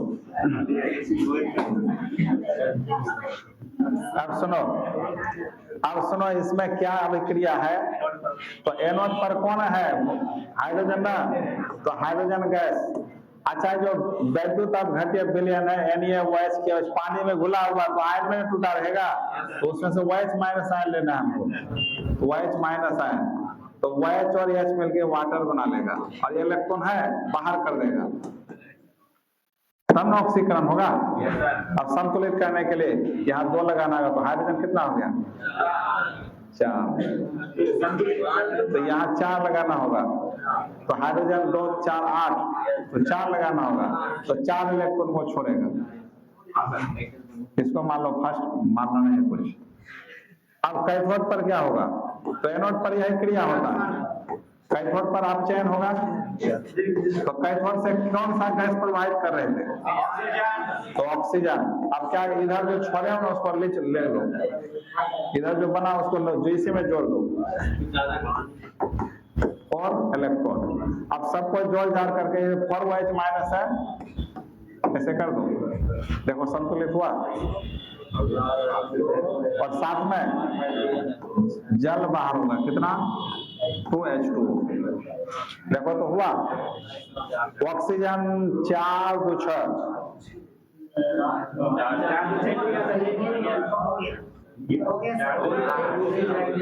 ऑक्सीजन 4 2, हाइड्रोजन 4 2 8 हो गया।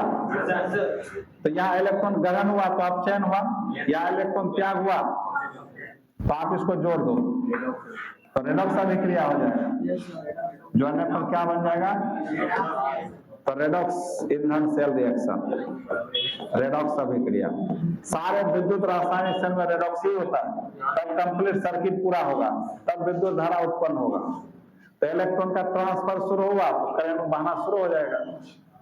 ये नोड से किधर इलेक्ट्रॉन जा रहा है, कैथोड की ओर, तो इसके विपरीत दिशा में क्या उत्पन्न होगा, धारा, उसी से मशीन सब चालू रहता है। तो अब यहाँ से इलेक्ट्रॉन इस side, right side 4, left side 4, खत्म। अब जोड़ो 4 OH इधर, 4 OH इधर, खत्म।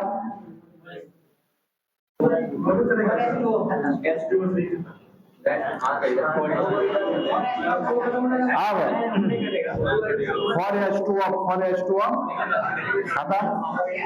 अब क्या हुआ, 2H2 प्लस O2 मिलके क्या बचा, मतलब इस सेल से क्या फायदा है, ये तो करंट मिल ही रहा है, ऊपर से शुद्ध पानी भी मिलता है, और इस पानी को पीने योग्य होता है, कोई इसमें प्रदूषण, पानी के साथ कुछ निकला है क्या, प्योर पानी निकलता है। इसलिए अंतरिक्ष यात्री इसी पानी को पीता भी है, पानी भी बाहर हो रहा है, ईंधन भी निकल रहा है, मतलब इलेक्ट्रिक करंट भी मिल रहा है, पानी भी मिल रहा है। इसका यूज पानी का यूज पीने में किया जाता है, क्योंकि शुद्ध पानी निकलता है, क्यों खराबी करेगा। इसके साथ कुछ मिलावट रहता तब ना, मिलावट रहता तब ना होता, खराबी होता ना जल्दी से।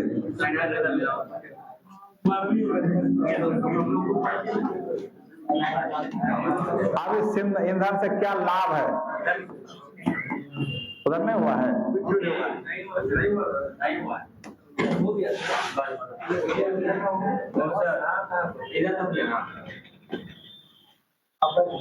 सेल में निम्नांकित रासायनिक अभिक्रिया होती है, तब उसके बाद लिखना है इसको।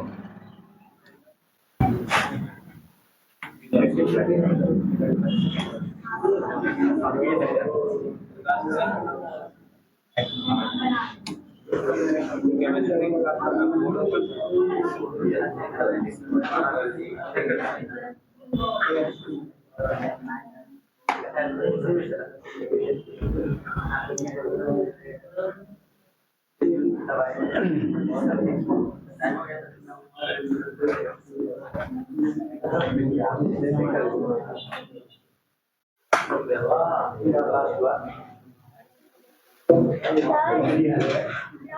ना, कोई डायमंड से हमसे पैसा लिए थे, अभी तक दिए नहीं है। कितना 10 रुपए लिए थे, अभी तक नहीं दिए। मांगते ना है? कोई मांगे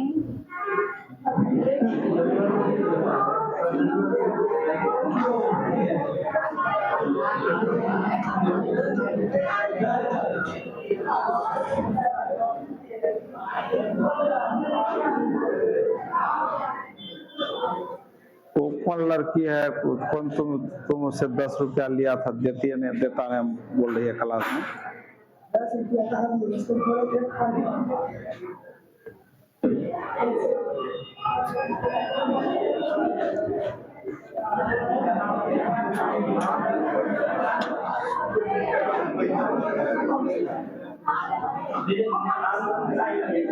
हो गया।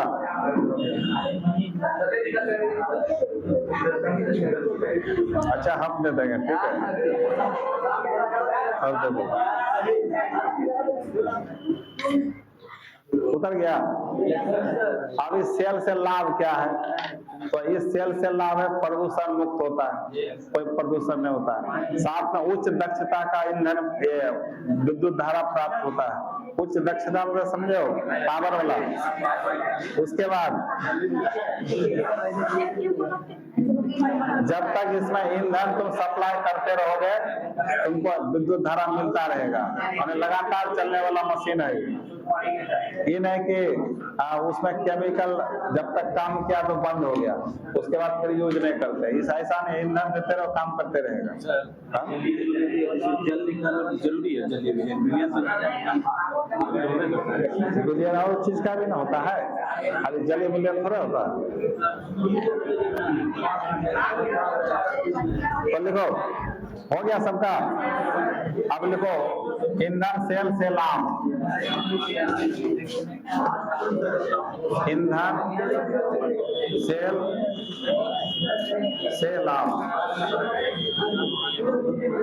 ईंधन सेल से लाभ लिखो। लिखो लिखो, गप नहीं करो।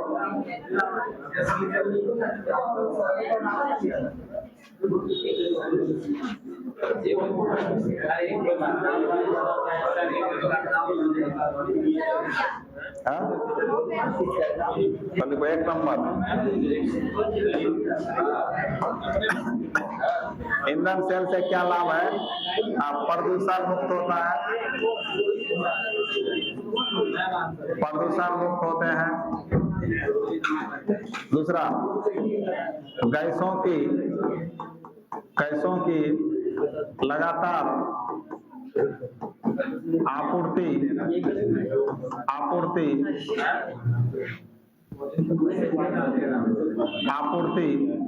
होने के कारण मृत नहीं होती है।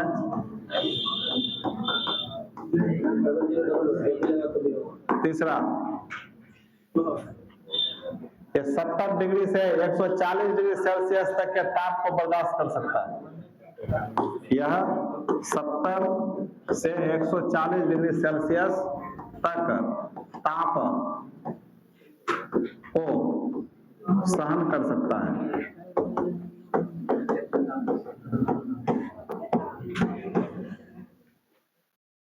अंतरिक्ष यात्री जो अंतरिक्ष में जाता है, टेम्परेचर हाई हो जाता है ना, रगड़ से, हवा से जो रगड़ पड़ता है उसका टेम्परेचर बहुत हाई हो जाता है, तो सेल काम करना बंद कर जाएगा ना, लेकिन उसको भी सहन करता है।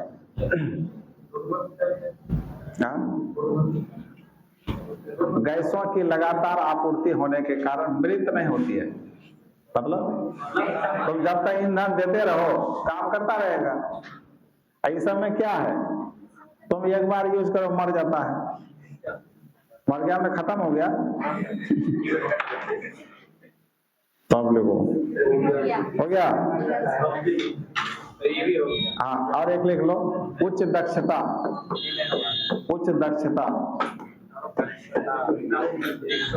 की ऊर्जा प्राप्त होती है।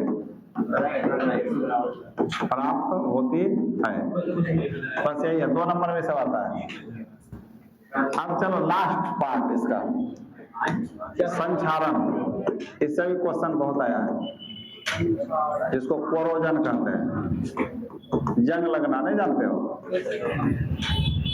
क्वेश्चन में मिला होगा ये सब, संचारण। ये लास्ट है आपका।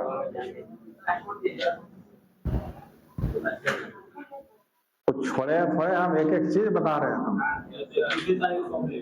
हाँ सही बात है।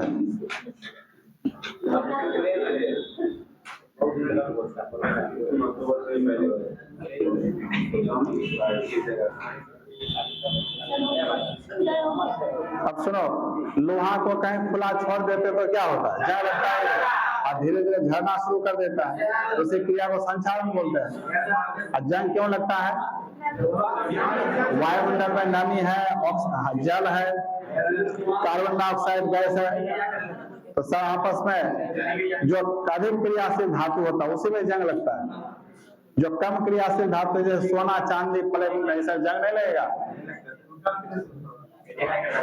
तो संचारण का परिभाषा सुनो कि नमी और वायु की उपस्थिति में धातु की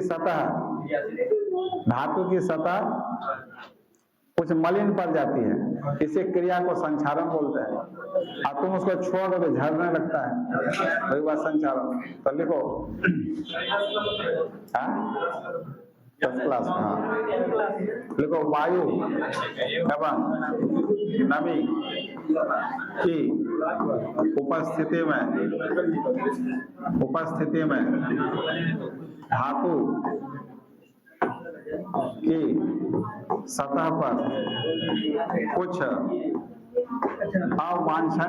पर कुछ अवांछनीय पदार्थों के बनने के कारण क्षरित होने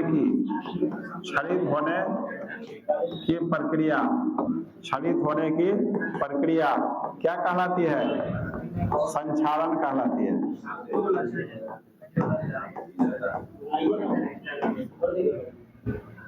जैसे एग्जाम्पल, लोहे में जंग लगना। इसके अलावा चांदी का परत बदरंग हो जाना, चांदी का बदरंग होना, माने चांदी काला हो जाएगा। उसके बाद तांबा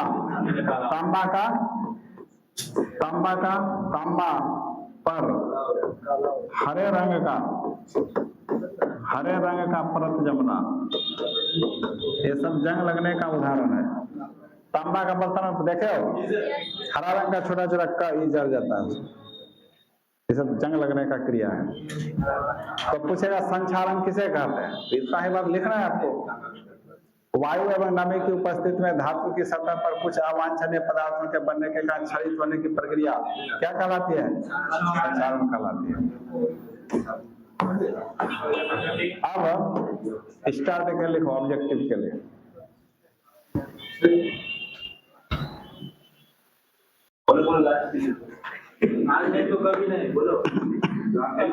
अब सुनो, यह जो जंग लगता है, संचारण की क्रिया होती है, यह किस प्रकार का प्रक्रम है जानते हो? विद्युत रासायनिक सेल में जो क्रिया होता है वही क्रिया इसमें भी होता है। एक विद्युत रासायनिक प्रक्रम है, ये।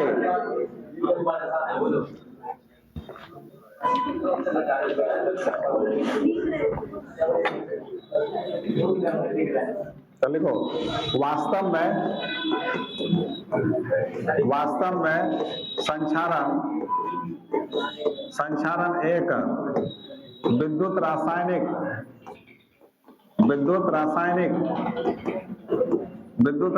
प्रक्रम माने कौन क्रिया? रेडॉक्स अभिक्रिया प्रक्रम होता है।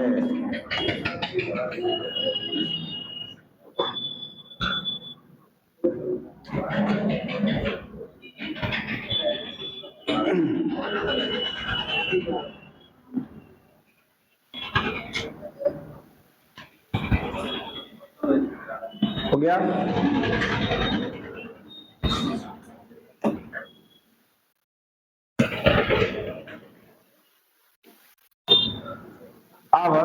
जंग लगने की क्रिया विधि, जंग लगने की क्रिया विधि। जंग कैसे लगता है, कभी सोचे हो क्या? देखना कैसे लगता है जंग।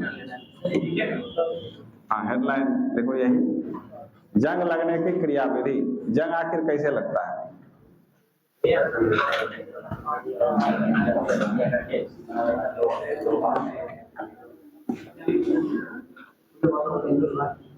हो गया क्या? तो मान लो ये लोहा का छड़ तुम कहीं रख दिया, कहीं पर घर में या बाहर में वायुमंडल में हवा का छड़ रख दिया, ये हवा का छड़ करना, लोहा का छड़,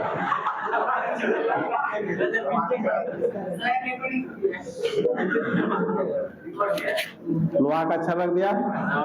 अब ये वायुमंडल के संपर्क में तो क्या क्या इस पर अटैक करेगा बताओ? हवा, जल, ये ऑक्सीजन गैस। तो मान लो तुम थोड़ा देर के लिए मान लो इतना सा पार्ट में इसमें आ गया, ये तो लोहा है ही, तो यह फिर रहेगा। इसके संपर्क में कौन आ गया? जल। इसके संपर्क में कौन आ गया? ऑक्सीजन। ठीक है।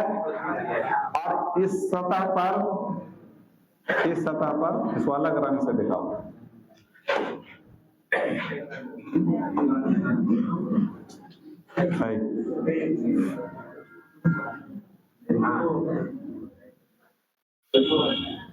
इस सतह पर भी लोहा है, क्या है? ये यहाँ पर भी आपका लोहा है, अब प्लस जल। लोहा प्लस क्या है? जलवाष्प है, और वायुमंडल का ऑक्सीजन है। समझ में आया? उसके बाद इसके साथ तो कार्बन डाइऑक्साइड भी तो होगा।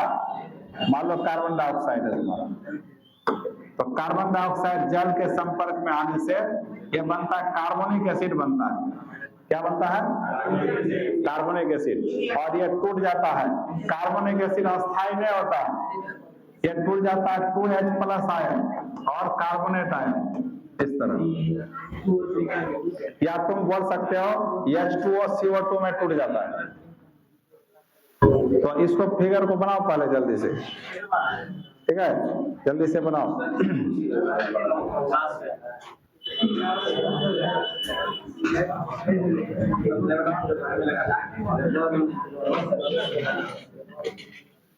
एयरपोर्ट को गड़बड़ हो गया।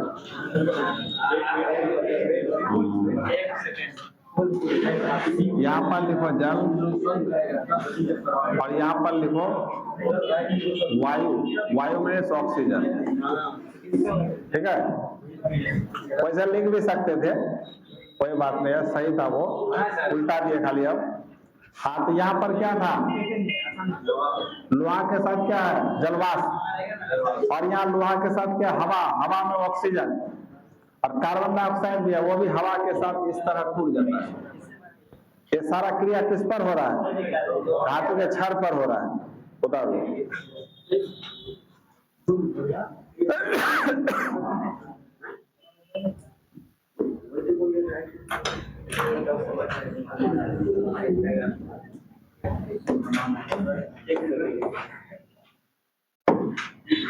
इसमें लोहा प्लस जो जल है ना दोनों, ये एनोड का काम करता है। किसका काम? एनोड। और एनोड पर कौन सा क्रिया होता है? ऑक्सीकरण। देख लीजिए,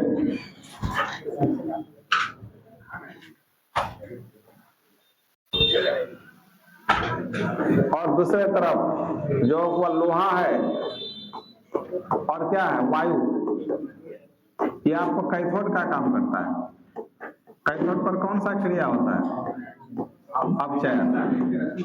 अपचयन होता है।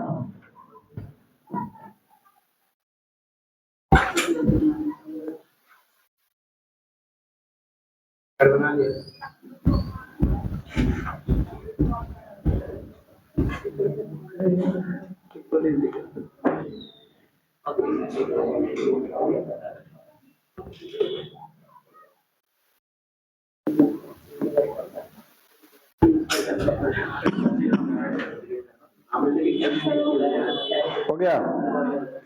अब सुनो नोनो, अब एनोड पर कैसे क्रिया होगा?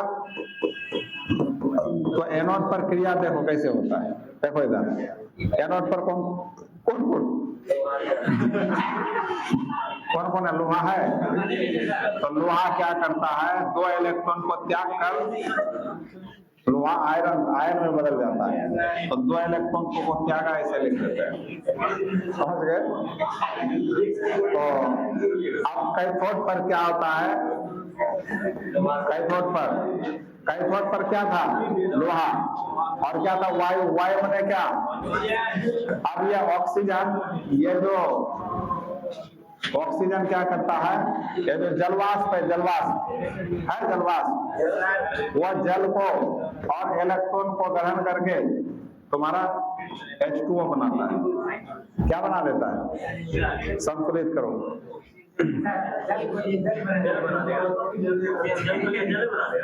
सुनो ना, अभी इसको संतुलित करो ना पहले। संतुलित है।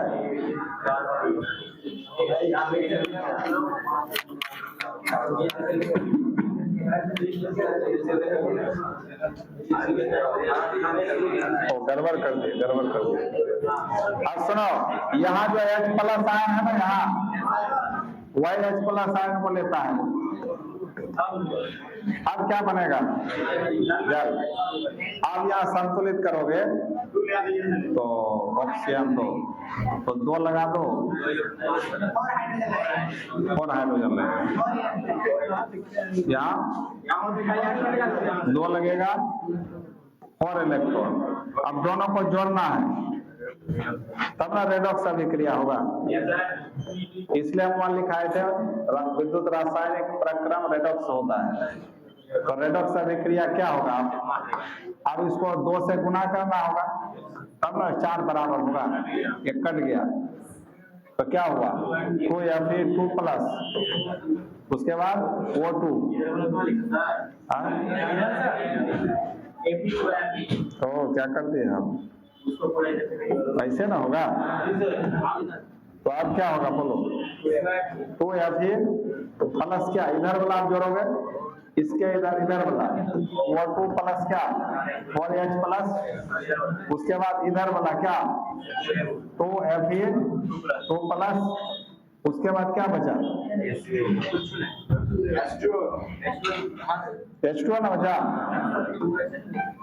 2H2O ये बना। अब इसको पहले उतारिए।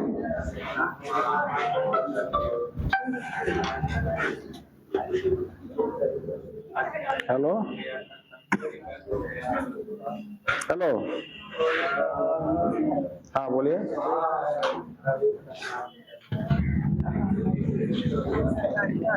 हाँ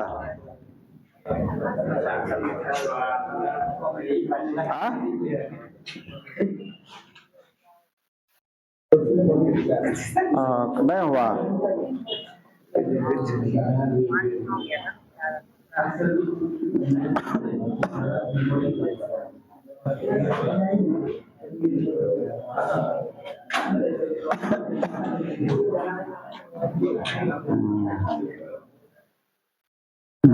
सब ठीक है, भेजते हैं।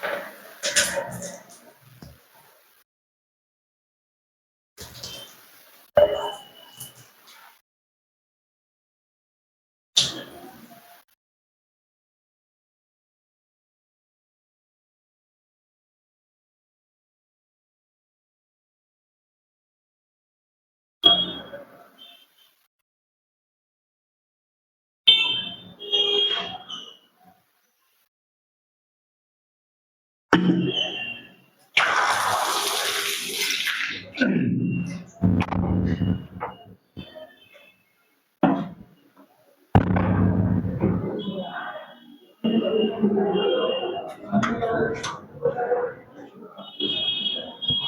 उस पर जरूरत नहीं पड़ता।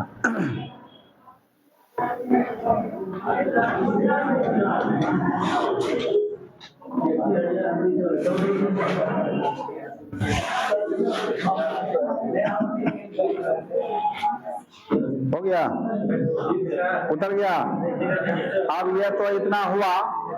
अब फिर से देखो क्या होता है, वायुमंडल या ऑक्सीकरण होता है। अब वायुमंडल में जो ऑक्सीजन है फिर इस पर अटैक करता है। ये तो लोहा के सतह पर ये सब चल रहा है, लोहा के सतह पर ये सब बना। तो अब वायुमंडल का फिर से अटैक देखो।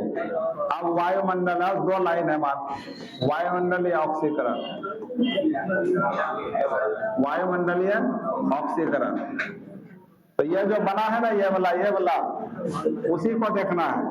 2Fe2+, अब प्लस क्या था, अब ऑक्सीजन, आधा ऑक्सीजन से संतुलन करने के लिए। तो देखो अब जाओ, तो ये सब मिलजुल के बना देता है Fe2O3, आयरन का ऑक्साइड, फेरिक ऑक्साइड। हाँ तो रखेंगे तुम्हारा बॉडी और फेरिक ऑक्साइड। और साथ में 4H+ आयन भी बाहर होता है। ये H+ फिर यहाँ यूज में आ जाता है। देखो ये वाला अब तुम्हारा फेरिक ऑक्साइड बना, इसको आयरन ऑक्साइड कहते हैं, हेमेटाइट। हेमेटाइट है ना, वो जैसे बना तो वायुमंडल में बहुत सारा जल का अणु बैठा हुआ है ना, उसको H2O मान लेते हैं। जल का बहुत सारा अणु, जितना ज्यादा जलवाष्प उतना ज्यादा अणु जुड़ेगा इसके साथ, तो मिलके बना लेता है Fe2O3.H2O। यही हुआ जंग, इसी को रस्ट बोलते हैं। यही जंग लगते जाता है, झड़ने लगता है धीरे धीरे, पपड़ी बढ़ जाता है, कमजोर होता है, उखड़ जाता है, तो लोहा खत्म गल के। तो अब जंग का तुम यहाँ पर फिगर में जो बनाए थे, थोड़ा सा यहाँ दिखा दो। ये किस रंग का जंग जगता है, भूरा की क्या बताओ? भूरा रंग कौन ले ले? ये वाला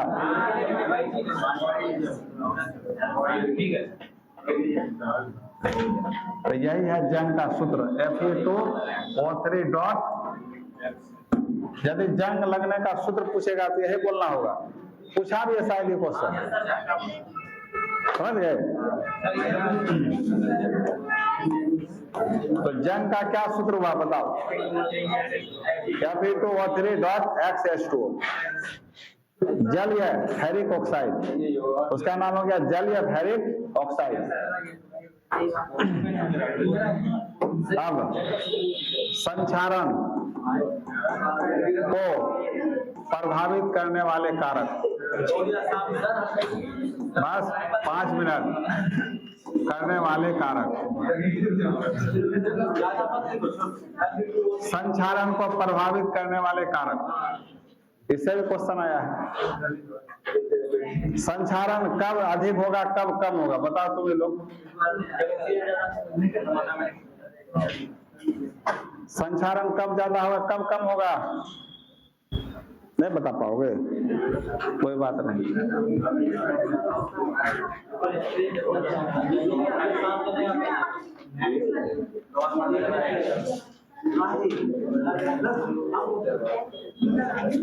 आगे बढ़ने के लिए परिमाण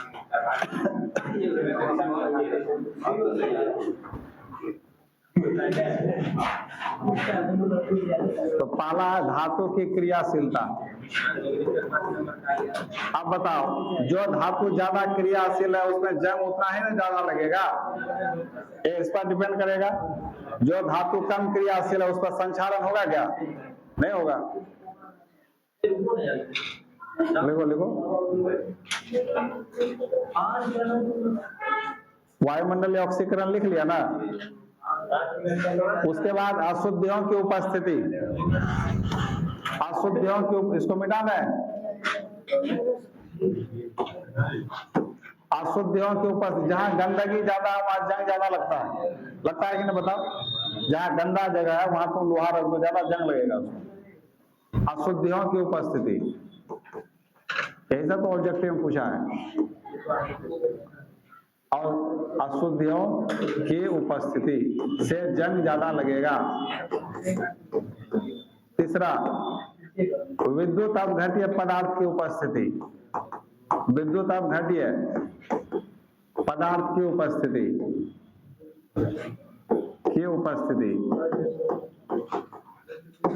जैसे तुम एक साधारण नदी में लोहा डुबा कर रखो, समुद्र में लोहा डुबा कर, कहाँ ज्यादा जंग लगेगा? लवण ज्यादा होता है वहां ज्यादा जंग लगेगा। चौथा,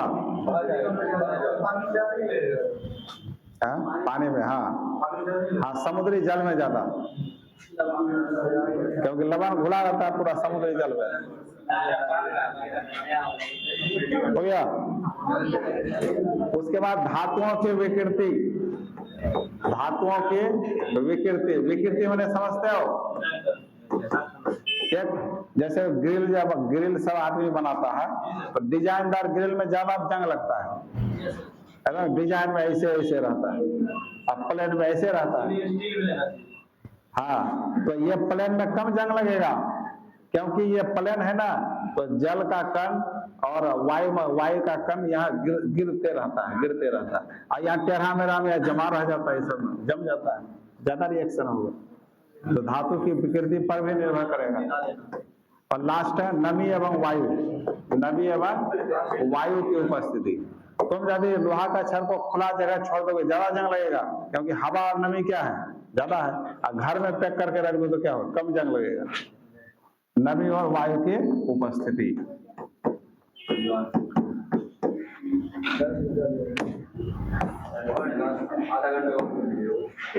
संक्षारण से बचाओ,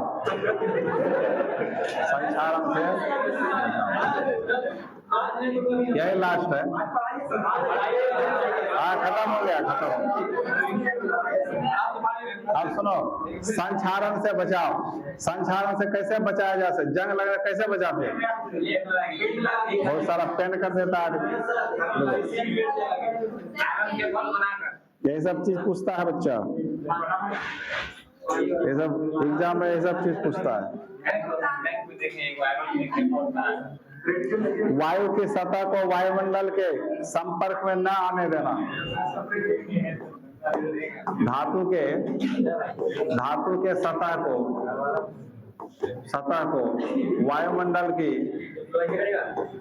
वायुमंडल की सतह में न आने देना। दूसरा, धातु के सतह को वायुमंडल के संपर्क में न आने देना। धातु के सतह को वायुमंडल के संपर्क में न आने देना, मतलब हवा से बचा के रखना। हो गया। सतह पर पेंट कर देना, सतह पर पेंट कर देना। कोई तेल का लेप भी चढ़ा देता है सतह पर, तेल का लेप चढ़ा देना, लेप चढ़ा देना। चौथा बात, लेप चढ़ा देना।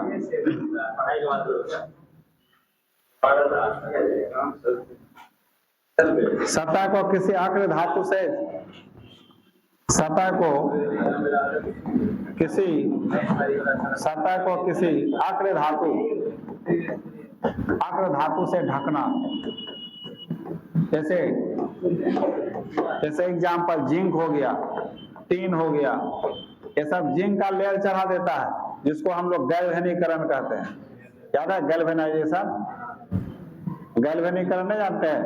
धातु के जंग लगने से बचाने के लोहा का ये जिंक का परत चढ़ा देना, जिसको जिंकीकरण भी कहा जाता है, गैल्वेनाइजेशन। और टीन का भी चढ़ा देता है, इसको टीनीकरण कहते हैं। बस यही सब है, खत्म हो गया। शाम में सर क्या अब शाम में 4 बजे आना है, आपका फिजिकल भी पूरी तरह खत्म और आपका इनऑर्गेनिक तो खत्म है ही। ये फिजिकल है ना हुआ, सर शाम में क्या फिजिकल खत्म हो गया, इनऑर्गेनिक खत्म। तो टोटल कितना चैप्टर खत्म हुआ? फिजिकल में 5 चैप्टर खत्म हुआ। कौन कौन? Solid state, solution, electrochemistry, chemical kinetics और सरफेस केमिस्ट्री। इनऑर्गेनिक में 4 चैप्टर खत्म हुआ। धातु का निष्कर्षण, P block, D block, F block, coordination compound और ऑर्गेनिक में लास्ट एमिनो एसिड चलेगा, खत्म। शाम में वीडियो नहीं बनाएंगे, शाम में वीडियो नहीं बनाएंगे, 4 बजे आना है। हाँ।